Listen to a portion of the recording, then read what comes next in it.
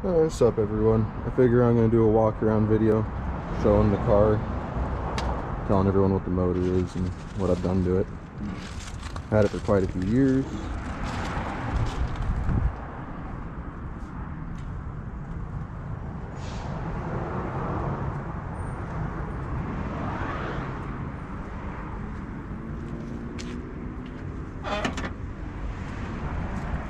So it is walled in the trunk, 12-inch subs, 1.5-inch MDF, and sound deadened.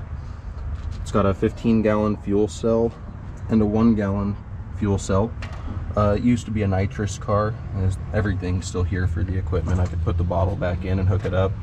It's got a heater, brackets, pressure gauge, sensor to check pressure, turn the heater on when it needs it. A couple amps mounted on the deck back here. They're not no special amps, but they run the subs pretty well. Interior's decent. Door panels are a little beat up, just made out of cheap plastic. I put new carpets in it. It's got a B&M ratchet shifter.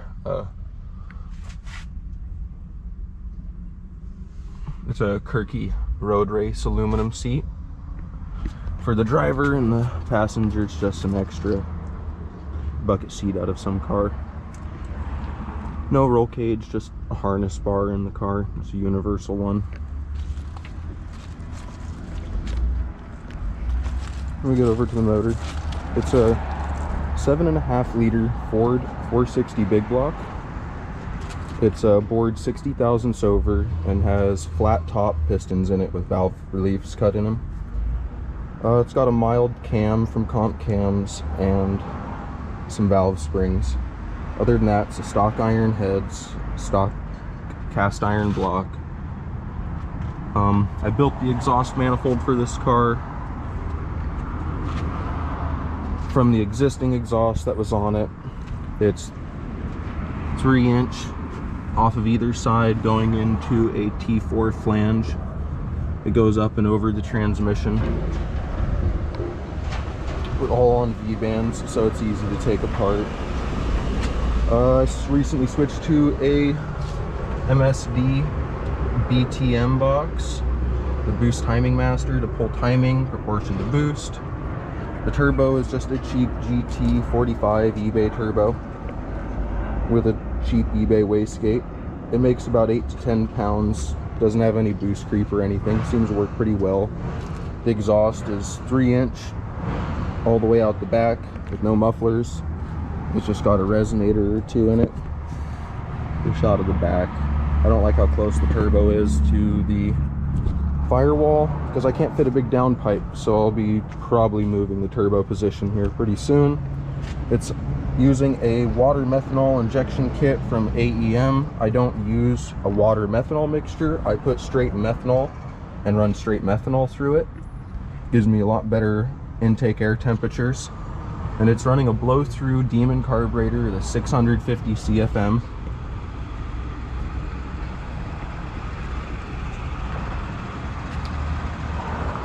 Still run the stock mechanical fan with a clutch. It's just real reliable. I use this car as a daily driver. It's got a 4-core aluminum radiator from Champion.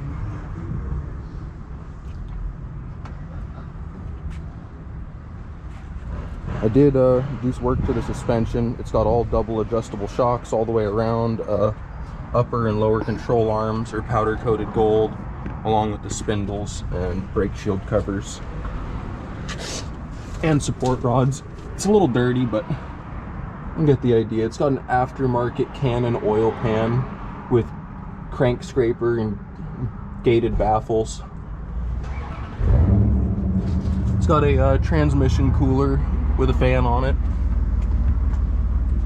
The transmission's a C6 3-speed with a manual valve body and a 3000 RPM stall converter. We still run the car on premium pump gas. Here's the controller for the water methanol injection. Right now the dials are zeroed out because I'm out of methanol at the moment.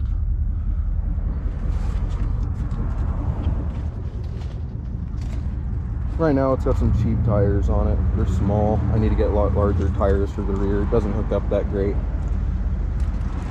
It's got a Ford 9-inch rear end on a 4-link suspension, all on polyurethane bushings.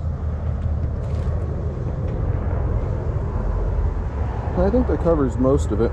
The stock seat, not stock seat, but the bucket seat is on electronic controls, so you can adjust the bucket seat if you want, which is kind of nice. You can raise it, lower it, tilt it.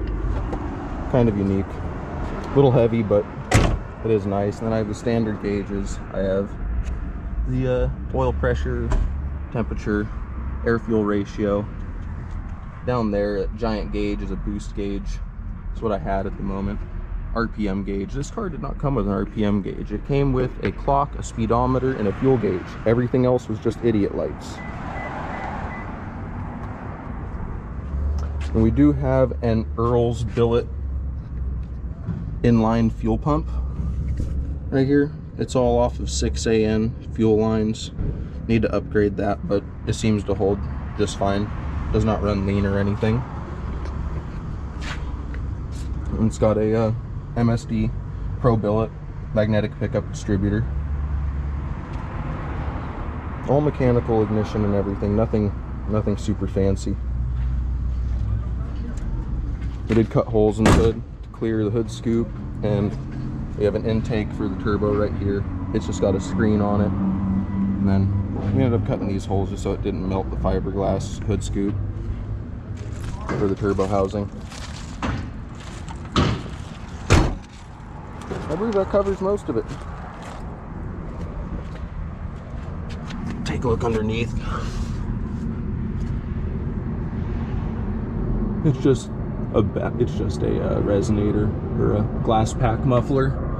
The 3-inch all the way out the back.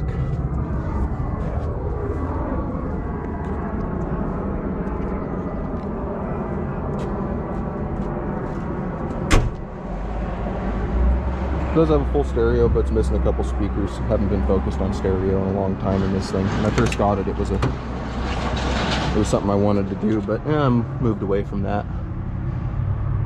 The switch panels still have labels for the nitrous, but now this is just a fuel pump switch, and this switch is to activate the line lock. And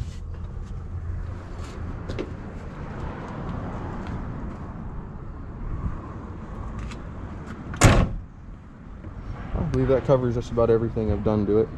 Any questions, hit me up in the comments and I'll do my best to answer. Figure I'd do a short test drive to put in the video.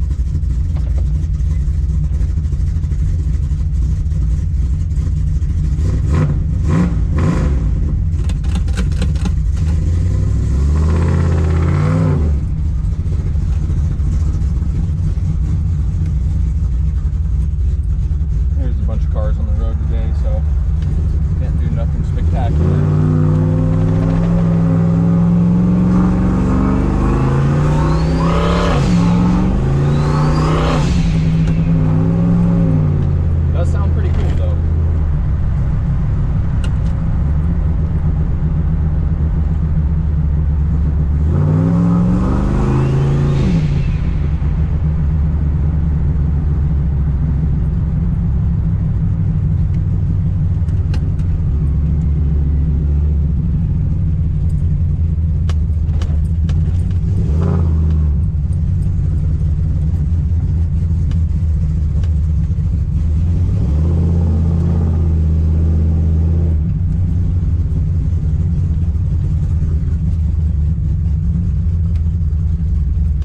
The car was already warmed up prior to making these videos.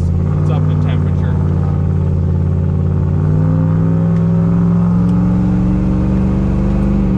We're at about like a 30 roll.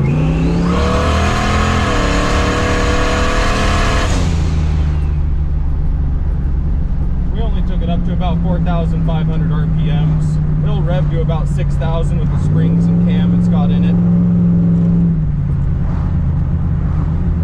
Get some methanol in it, we'll take it to a track and then make a test video.